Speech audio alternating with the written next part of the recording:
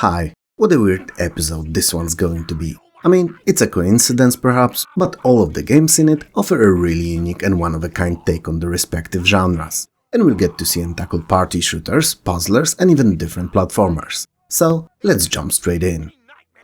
I've been known to share my love for bacon in numerous videos. I believe that nearly everything that's already edible can be made better with bacon. And for that matter, some things that are not edible too. You don't believe me? Imagine a situation in which you want to slap a fool for saying things about your mama, for mentioning her weight, intelligence or lack thereof, or even how he'd been there and done that. You know, simpleton jokes that hurt to the core. You don't want to break the fool in half and end him, but definitely want to teach him a lesson for the ages. One that will haunt his dreams for years to come.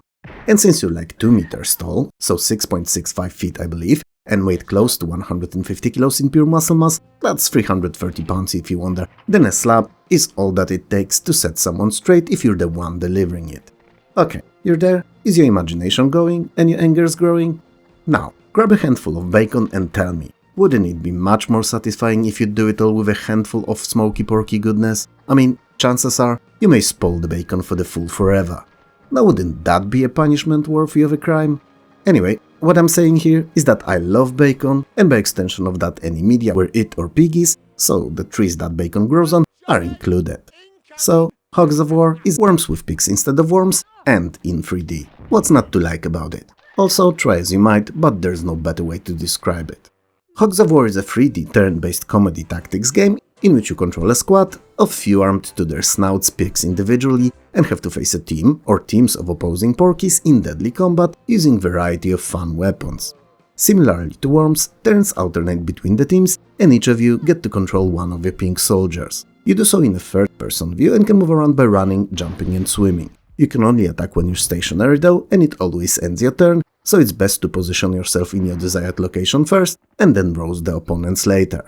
Your piggies? No, not your toes. The real in-game piggies can be assigned classes before the battle, and these dictate which weapons and skills they'll have access to. Heavy gunners are long-range combatants and can use bazookas, rocket launchers and the likes, you know, stuff that does a lot of damage at even larger distances. Engineers specialize in explosives, and while these require you to be more personal with your enemy, if you play your cards right, or well, drop that stick of dynamite in just the right spot, there may very soon be no enemy to be personal with. Espionage units are, well, snipers really. You've seen the movies, you know what they're capable of, and it's no different in the game. Also, they're invisible on the map, so have to be found in a traditional way by walking and looking around. And finally medics, which I'm not gonna explain here cause they're self-explanatory, and I don't wanna find myself on that receiving end of your slap with a handful of bacon. I just love it too much. Other than the weapons that each class provides, you also get to find and use tanks, turrets, heavy artillery, and occupy buildings like bunkers and hospital tents, among others. All of these make the game more unpredictable and by extension of that much more fun. The campaign in Hogs of War is pretty decent and sees you pick a squad of 8 hogs and name them. You know, so that it would hurt that little more when they die. Since the campaign is based on the semi-permadeath mode, however, the pigs gotta be killed thrice to be removed from the game permanently. So having died once or twice is not the end of the road for them yet. As you go through the missions in all 5 regions that have to be conquered, your surviving pigs will be promoted to higher ranks and earn medals too. While the single-player component is pretty fun, Hogs of War, same as the original Worms that it is so clearly based on, is all about multiplayer mayhem. And let me tell you, Hogs of War sure delivers. Each of the pigs has 99 seconds to move and attack, and running around these not too big maps and annihilating your opponents is pure bliss. Is it as good as it was in Worms? Not really, but it doesn't mean that it's not a good game, just not as good. Since all of the decent games have some kind of a story to them, so does Hogs of War. And some kind of a story is the best way I could have described it, as it's short and not great. The game arguably didn't need one at all, but it's there, so we're gonna cover it. Australia, a beautiful place from which the sausages originate, is a series of islands on the South Pacific Ocean. It is also a rich source of swill, a resource that all pigs are after. Either way, all pig nations fight for the 5 regions of Australia to secure production and deliveries of swill in numbers that would allow them to rule the pig world. Which is just world, but in pig language. That's it, that's the story. All in all, other than the terrain being indestructible and overall smaller repertoire of weapons as compared to Team 17's classic, Hogs of War is a fun party game and one definitely worth firing up in a group of friends. And especially if drinks are involved. Soft drinks naturally, I would not dare to anger YouTube gods with mention of any of them being alcoholic in any degree.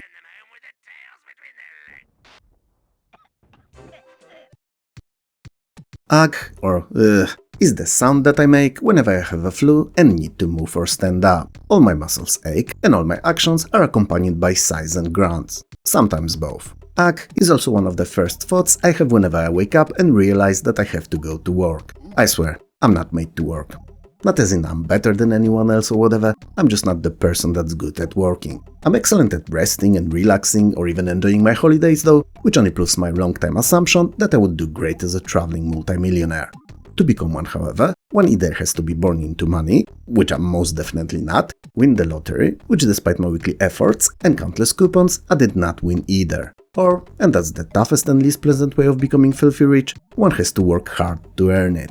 And our today's game that released on C60 for Amiga and DOS in 1992 is all about that. About working your ass off to travel the world later. You know, when you're old, wrinkled, shrunk, barely moving and can't enjoy half of the things that this beautiful marble has to offer. So whichever the version of Ugh you will choose, and they're all excellent mind you, you'll learn just that. Ugh is a fantasy prehistoric taxi simulator or new and more exciting take on the lunar lander formula. Both of these descriptions fit as well, and both are equally as correct as they are wrong. The concept of it all is thankfully easy to explain. You're a caveman. I should really end it here and just wait for the angry comments to rain down on me. I should, but you're all a rather cool bunch of folks who can take a joke, so it probably never happened. So, once again, you're a caveman. But you're no ordinary caveman. You do not run around with a club mashing prehistoric animals, nor working hard to invent the wheel, fire, navigation or whatever, and you're not even painting series of stickman cartoons in your cave. You're a businessman and you've gotta make money. So, you invented a wooden box to which you've connected a desk fan facing upwards, and you offer Uber services to all your fellow cave dwellers. Which, you know, means that you at the very least had to invent battery and a desk fan. Also electricity and that wheel too. Come to think of it, you're kinda like a prehistoric genius, aren't you? So, you're flying around between different locations, picking and delivering your fellow cavemen to where they want to get to. The trick is to fight the gravity and inertia and always land slowly and safely. And since the number of passengers and complexity of the stages will progress in a linear manner, you can expect steady but ever-growing challenge from Ugh. Other than having to deliver passengers to their destinations, you have to be careful not to hit any walls or obstacles, not to land too aggressively, not to clip ceilings or fall into water, and overall, not make any sudden moves, stops or collide with anything, as it never ends well. The further you go, the more cavemen will need your service, and the more obstacles, like the angry dinos, birds, raising water or whatever, will be added to the mix too, so in time, Ugh will evolve from a fun, lunar landerish simple game into an arcade puzzler in which a correct order of actions will be as important as quick reactions and careful flying. Did I mention that all stages are timed? I probably didn't, so I will now. They are, and while initially time is not a biggie and you can maneuver around the levels completing them way before it runs out, later on it will become one of the biggest stopgaps in your progress. It's worth to remember then that the apples growing on apple trees extended, so getting to them ASAP when available is nearly always a correct game plan. The rocks are useful too and can be dropped on unsuspecting enemies. Incredibly simple yet hell addicting Ugh's formula made it a timeless title and a game worth experiencing even today. So, whichever platform you'll choose to play it on, be it unexpectedly amazing 8-bit C64 outing or 16-bit Amiga and PC, you'll have as much fun.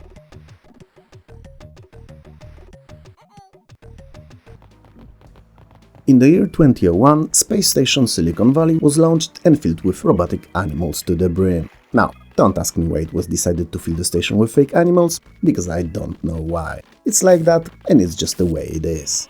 The animals on the station were all happy, running around green and natural-looking environments and having the time of their robotic lives. I really don't know what real animals do in the wild not to get bored.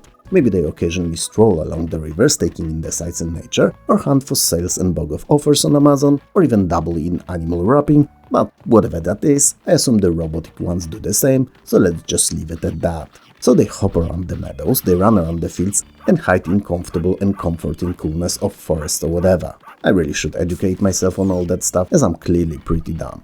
Anyway, we haven't finished properly celebrating the launch of the station just yet, and didn't even manage to send one person there, when no later than 7 minutes after it set itself comfortably on an orbit around the Earth, it disappeared without a trace. And literally disappeared, and not just got shut down by a rogue rocket, hit by a meteor, or eradicated by an alien attack. And as it poofed into non-existence, we've not been able to figure out how and where to.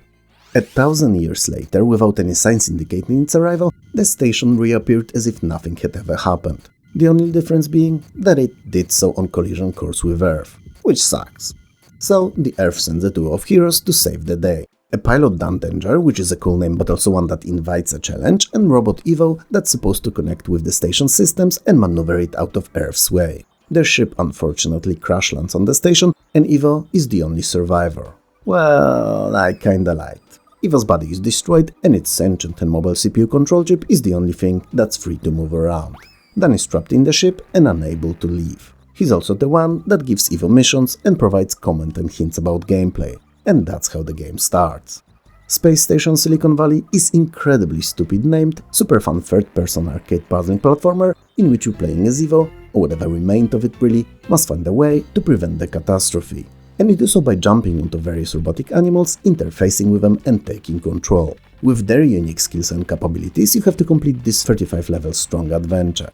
So you will traverse different environments, possessing different animals and using their abilities and attacks to progress. It's not a get the biggest and strongest animal and win kind of a game though, as not only many of the puzzles will require the use of a particular animal, but also not all of them can live and move in all environments. For instance, a bear won't fit in small passageways, and shark cannot operate on dry land. Well, I'd argue that it can, just stationary and for a short while until it suffocates and dies, but it kinda can. It's not in the game though. So the 4 environments of Euro Eden, Arctic Kingdom, Jungle Safari and Desert Adventure that are split into numerous sublevels all allow control of their own specific animals, and you'll need to use their skills wisely to save the day. It may sometimes mean killing of particular enemies, activating of switches or machinery, animal herding and even completing mazes among others.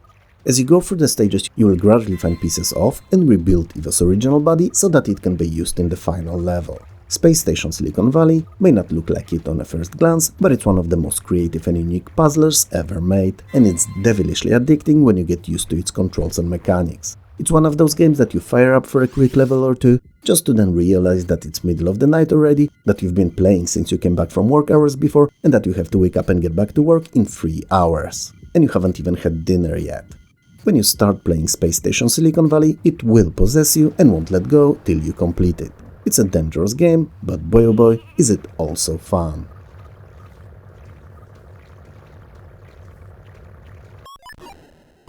The evil puppet king Dark Demon, yeah, I shit you not, that's the name of the body here, is dead set on transforming all of the puppets in the world into his minions and then using them to gain control and usurp the rule over the puppet world. The plan is as simple as it is devilish, and given that there are a lot of puppets in the stylized as the theater stage world, it's also a pretty feasible scheme for a rather unusual villain. You play as Headdy, and that name of yours is actually a nickname from high school, Genesis of should probably remain unspoken as we don't want no M rating here on the video. Well, at least I don't, it's plenty enough that it's a subject to all of the YouTube algorithm bullshit. Anyway, you're Headdy, hell yeah you are, and a good one at that. Oh, come on. I was supposed to be civil with that. Let's try again. You're Headdy, and you don't take well to people, or puppet kings for that matter either, trying to take your free will and tell you how to live your puppet life. So you decide if it's not gonna be anyone else, it's sure as hell going to be you who'll put Dark Demon in his place. Which funny enough is back of that drawer that no one ever looks into. You know, the one with old batteries, a piece of string, 2 buttons from a random shirt you don't even have anymore, and a box of matches. To succeed in your rather ambitious mission, you must defeat Dark Demon's countless minions, his bosses, and eventually even whoop his ass. His puppet ass, so... papas? Such a demanding mission requires a true hero, and since all the greats are busy, you know, Sonic's chasing Dr. Robotnik all around the globe, Mario and Luigi are fixing NYC piping as apparently there's been a terrible leak, spilling shit into drink water, Super Frog lost his Super and Frog statuses after completing his adventure and returning to his human form, so he's just a dude in a cape now. And finally, Duke Nukem is duking it out in a random bar at the end of the world somewhere, showering strippers with cash and downing drinks at an alarming pace. So even if only by elimination, it's only you who can save the day. Fortunately you're Headdy, and as we all know you give an awesome head. You have an awesome head. Not only it can be thrown straight at the enemies to knock them out, it can also be used to grab hooks and to pull yourself up, but most importantly, and that's a big one, it can be replaced. Yup, because everyone knows that the true hero's power, smarts and will come from his heart and not head. So there are 17 different heads that you'll find on your adventure, and they will change your appearance, also offering new and exciting abilities. Some may just increase your damage, others will spin fireballs around you, offer invisibility, vacuum-like skills of sucking in of useful pickups or weak enemies, or even restore health or increase your speed among others. Point is that finding them gives you the edge, and you'll take any and all advantage you can. Use of most of these heads is time limited, and when it runs out, you get back to your default automatically. The levels are really creative, extensive and fun to explore, and the variety of how they look like and work mechanically is truly a sight to behold. I mean, one may see you running alongside of the boss trying to defeat him while in movement, other may have you move around the ceiling, climb a gigantic tower or even fly a plane. These are anything but your typical generic platforming stages, they innovate and change often, and make Dynamite Headdy all the more enticing and fun proposition for a fun evening of gaming. And it will be an entire evening, if not two, because while in theory Dynamite Headdy could be beaten up, oh my god, not again. I meant could be completed in around 4 or 5 hours, the game is so difficult that at times you'll find yourself wondering if some of the levels are even possible to complete at all. Especially that there are a few of them that seem to be made in a way to feel like a punishment for persevering and getting to them, and that some of the bosses have insta-kill attacks. All of that is not impossible to overcome, mind you, but it's also something you may lack strength or patience to power through. Dynamite Headdy may seem to you like a Rayman clone, but it actually released before it and is its own unique experience and a must-play for all the fans of the genre.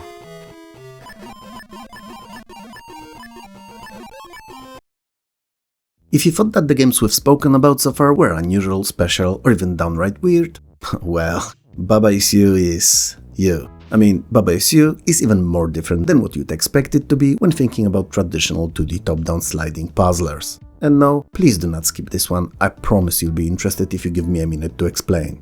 On the surface, Baba Is You is your traditional tile-based puzzler. You control a creature known as Baba, and you have to get it, him, her, it, to complete a particular level goal, which literally is just getting to the goal. And that's pretty much it.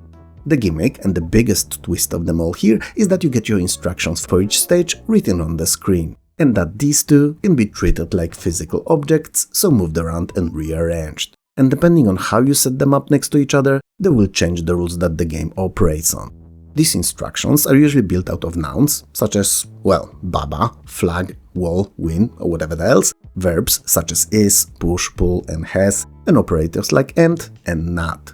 So, for instance, you may find that there is a wall between you and your goal, and the rules state that wall is stop, meaning that they're impassable objects. But if you move that stop away from it, suddenly the walls cease being roadblocks and you can pass over them as if they were just a part of the background. Or, and that's a fun one too, while in most stages the main rule of the level states Baba is you, so that you would control Baba, if you exchange the noun with something else, so make it, let's say, rock is you will suddenly be moving a rock and not Baba. The rules start off simple, with only 3 tiles each, teaching you all the tropes and how the game works. Eventually, however, they will become much longer and more complicated, but in the same time also much more fun and rewarding, and especially when that particularly nasty level is completed.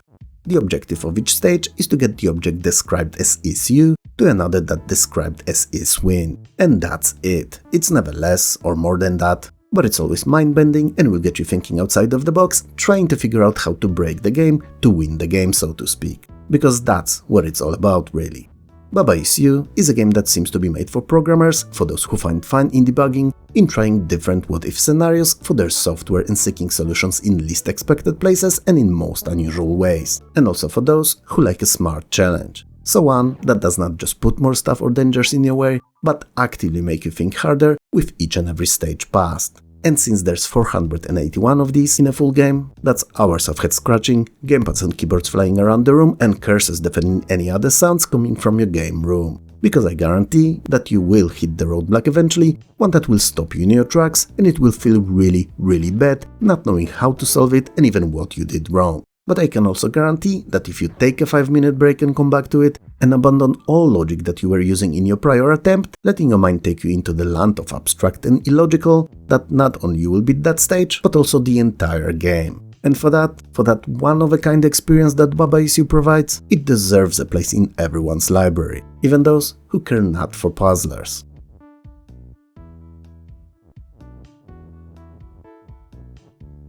What do you think? You didn't expect this here, did you?